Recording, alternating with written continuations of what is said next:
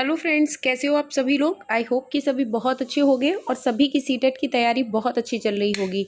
तो सीटेट की तैयारी में आज हम पेपर फर्स्ट के लिए पढ़ने वाले हैं ईवीएस के चैप्टरों के बारे में, जो कि आपके प्रीवियस ईयर में एनसीईआरटी बेस्ड जितनी भी आपकी 15 नंबर की जो ईवीएस पूछी जाती है, यानी कि पेपर फर्स्ट के सीटेट में जो आपकी पर्यावरण अध्ययन आता है उसमें 15 मार्क्स के जो आपके एनसीईआरटी बेस्ड क्वेश्चन पूछे जाते हैं, उन्हें आज हम वन लाइनर के थ्रू कंप्लीट करेंगे।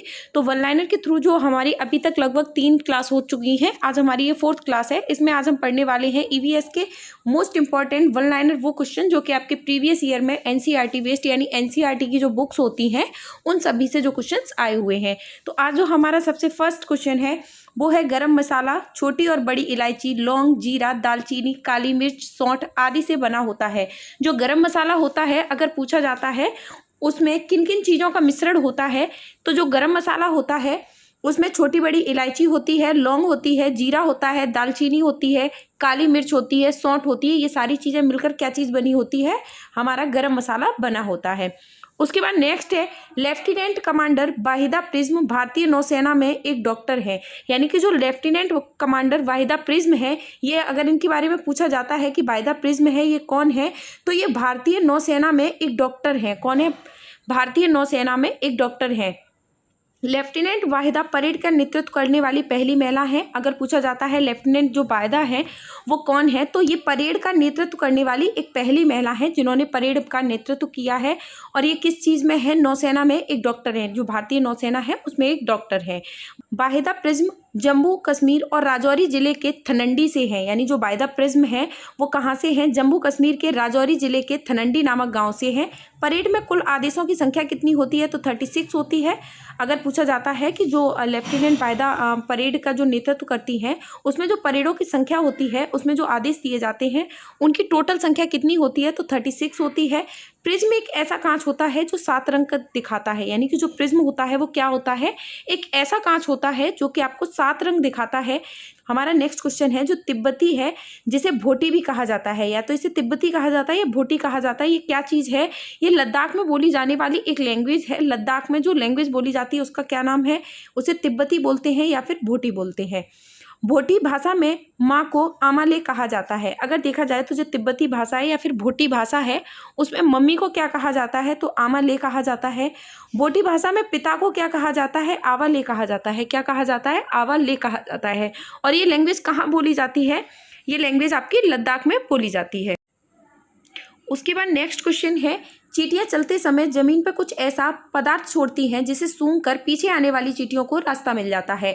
यानी जो चींटियां होती हैं जब वो एक प्रकार से गति कर रही होती हैं, जब वो चल रही होती हैं तो जमीन पर अपने पीछे एक ऐसा पदार्थ छोड़ती जाती हैं जिसे सूंघकर पीछे आने वाली चींटियां हैं वो एक ही रास्ते में चलती है। जैसे हमने देखा है जो चींटियां होती हैं वो एक ही रास्ते में चलती हुई जाती हैं। तो क्यों जाती हैं? क्योंकि जो आगे चलने वाली चींटियां होती हैं ये एक प्रकार से एक ऐसा पदार्थ छोड़ती जाती हैं जिसे सूंघकर जो पीछे वाली चींटियां हैं वो लगातार कंटिन्यूसली उनके पीछे आती रहती है। उसके बाद नेक्स्ट क्वेश्चन है मच्छर हमारे शरीर की गंध, खासकर पैरों के तलवे की, हमारे शरीर की गर्मी से हमें ढूंढ लेता है। जो मच्छर है वो कैसे पहचान लेता है कि यहाँ पे एक मानव लेटा हुआ है और उसके बाद में उसे कहाँ काटना है? जो मच्छर होता है वो कैसे देखता है? तो हमारे शरीर की गंध से, जो कि पैरों के तलवे की या फिर गर्मी से देख लिया जाए तो हमारी बॉडी का जो टेम्परेचर होता है उससे हमें ढूंढ लेता है। सड़कों पर कुत्तों की भी अपनी एक जगह बटी हुई होती है। अगर देखा जाए तो सड़क पे जो कुत्ते होते हैं उनका भी एक अपना इलाका होता है। एक कुत्ता दूसरे कुत्ते के मलमूत्र की गंध से जान लेता है कि ये उसके इलाके के बाहर से कोई कुत्ता आया हुआ है। यानी कि जो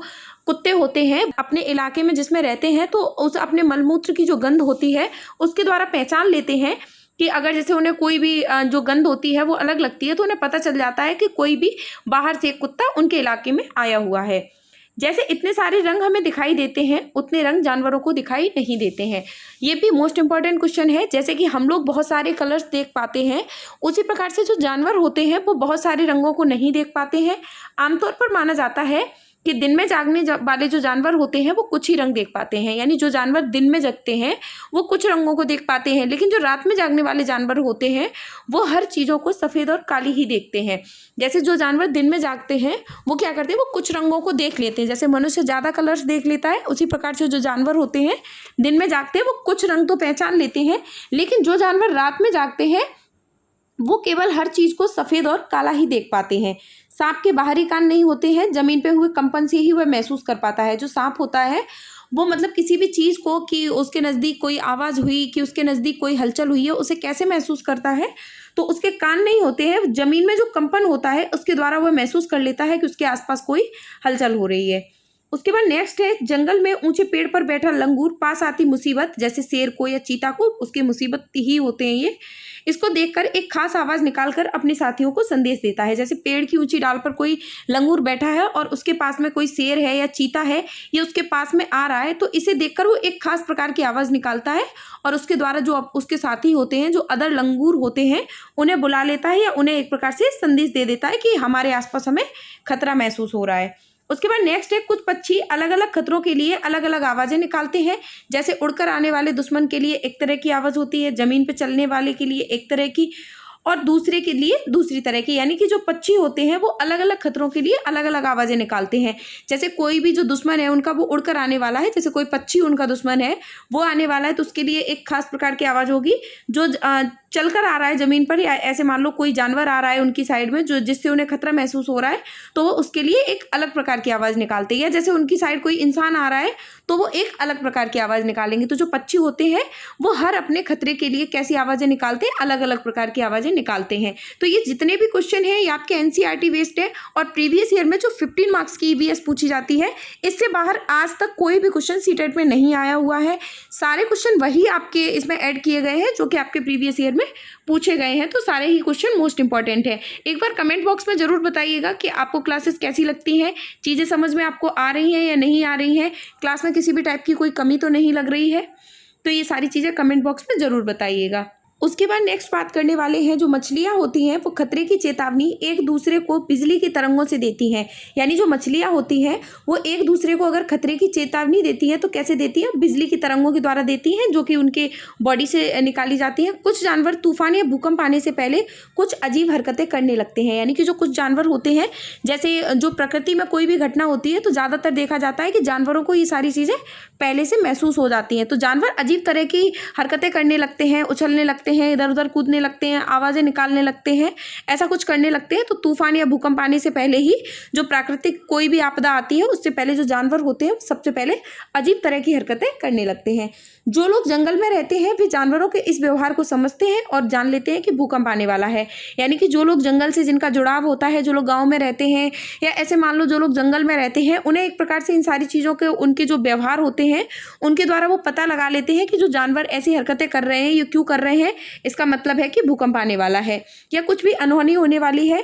जरूरी नहीं है कि भूकंप के लिए ही हो, कोई भी ऐसी प्राकृतिक आपदा आती है तो जो अदर जो जानवर होते हैं वो सारे कुछ ना कुछ हरकतें करने लगते हैं। डॉल्फिन भी अलग अलग तरह की आवाज़ें निकालती है, एक दूसरे से बात करती है। यानी जो डॉल्फिन मछली होती है वो भी अलग अलग प्रकार की आवाज़ें निकालती है एक दूसरे से बात करने के लिए। डॉल्फिन भी अलग अलग प्रकार की साउंड निकालती है, अलग अलग तरह की आवाज़ें निकालती है।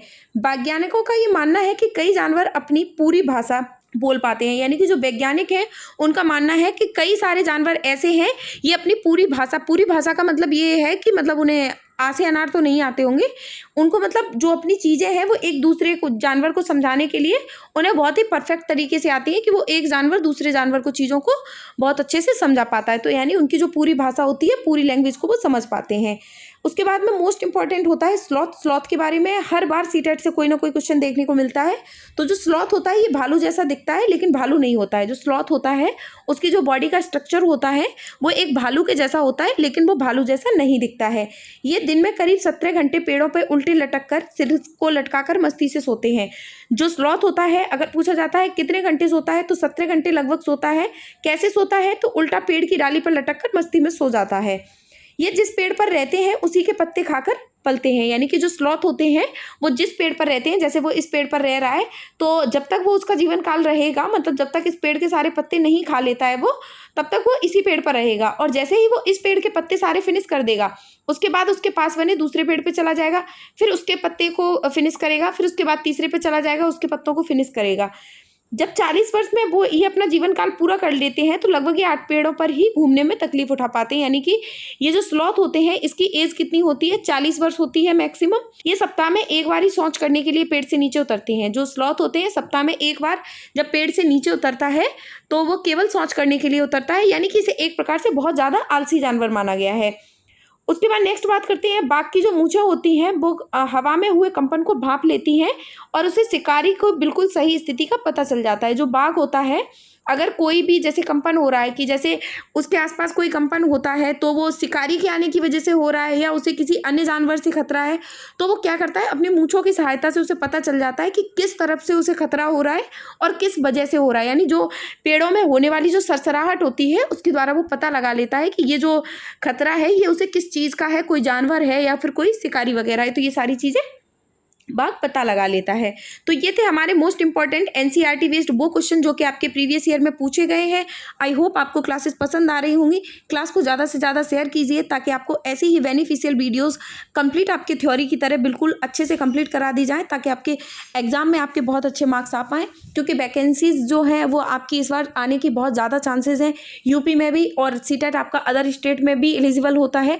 तो बहुत अच्छे से इसकी तैयारी करती रहिए और आपको जो भी चीज़ें जिस भी टॉपिक पर समझ में नहीं आती कमेंट बॉक्स में मेंशन कर सकते हैं कि आपको किस टॉपिक पर किस प्रकार से आपको वीडियोस चाहिए, तो आपके लिए वो सारी चीज़ें प्रोवाइड कराई जाएंगी। आपको इन सभी चीज़ों की अगर पीडीएफ चाहिए तो आप हमारे टेलीग्राम ग्रुप, जिसकी आपकी लिंक डिस्क्रिप्शन में डाल दी जाएगी, उसे जाके आप टेलीग्राम ग्रुप को ज्वाइन कर सकते हैं। उसमें आपको पीडीएफ प्रोवाइड कर दी जाएगी। तो आज के लिए हमारे ईवीएस की क्लास में फिलहाल इतना ही। Thank you.